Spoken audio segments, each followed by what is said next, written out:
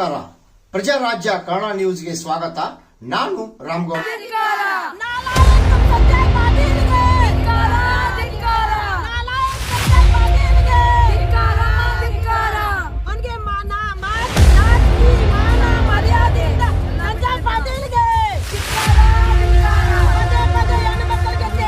ಸಚಿವೆ ಲಕ್ಷ್ಮಿ ಹೆಬ್ಬಾಳ್ಕರ್ ಬಗ್ಗೆ ತೀರಾ ಕೀಳು ಮಟ್ಟದ ಶಬ್ದಗಳಿಂದ ನಿಂದಿಸುವುದನ್ನು ಖಂಡಿಸಿ ಸಂಜಯ್ ಪಾಟೀಲ್ ಮನೆ ಎದುರು ಅಹೋರಾತ್ರಿ ಧರಣಿ.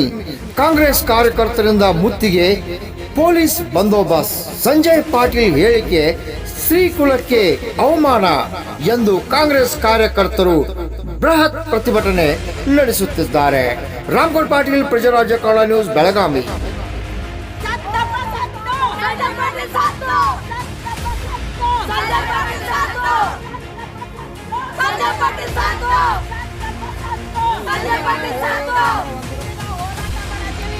ಬಿಜೆಪಿ ಒಂದು ಅಜೆಂಡಾ ಇದೆ. ಯಾರು ಸತ್ಯಕ್ಕೋಸ್ಕರ ಹೋರಾಟ ಮಾಡ್ತಾರೆ, ಕೇಸ್ ಬರ್ತಾರೆ, ಜೈಲಿಗೆ ಹೋದ್ರೆ ಪರವಾಗಿಲ್ಲ. ಒಂದು ಹೆಣ್ಣಿನ ಮಾನಗೋಸ್ಕರ ಹೋರಾಟ ಮಾಡತ್ತೀವಿ, ನ್ಯಾಯ ಸಿಗೋ ಮಟ್ಟ ಏನು ಹೋಗಾಗಿಲ್ಲ. ಈಗ ಸಂಜಯ್ ಪಾಟೀಲ್ ಇದು ಒಂದೇ ಸಲ ಅಲ್ಲ, ಇದು ಅವಮಾನ ಮಾಡಿದ ಮೇಡಮ್ಗೆ 4ನೇ ಸಲ. ನಾನು ಅವಾಗಲೂ ಕೂಡ ಹೇಳಿದ್ದೆ, ನೀವು ಏನೋ ರಾಜಕೀಯವಾಗಿ ಮಾತಾಡಿ, ಬಟ್ ಹೆಣ್ಮಕ್ಕಳಿಗೆ ಅವಮಾನ ಮಾಡಬೇಕಂತ ಎಚ್ಚರಿಕೆ ಕೊಟ್ಟಿದ್ದೆ.